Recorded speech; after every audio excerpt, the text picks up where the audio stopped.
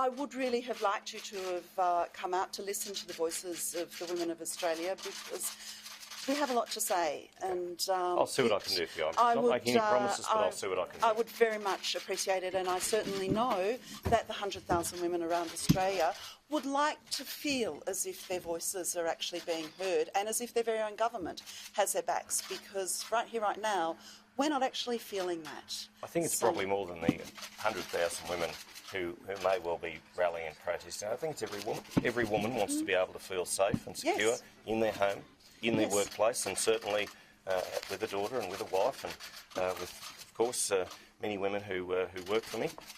They also, you know, they need to know that they're protected as well, and they are.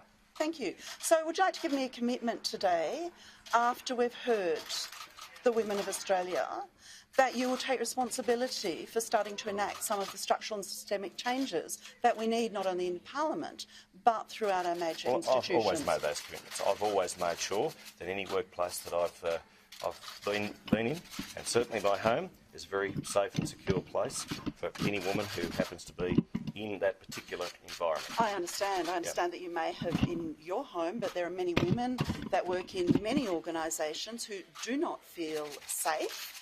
And we are asking today for certainly some structural reform that is actually within your power to implement the appropriate laws and regulations in Australia. And the Prime Minister, I think, has given that assurance that he will meet with you and discuss any submissions, of course, and anything that you would like to put forward. And, of course, we'll look at that.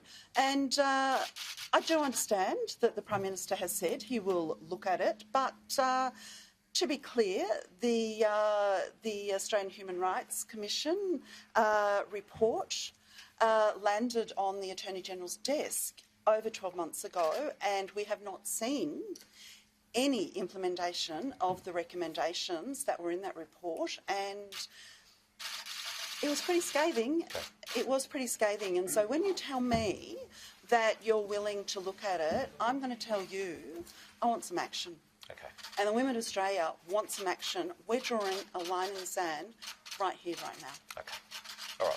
You'll give me that assurance? Well, I'm certain that we'll absolutely look at it. I can't give you the assurance that we'll... I'm not interested in you looking at it. You've been looking at this for years. I'm sorry.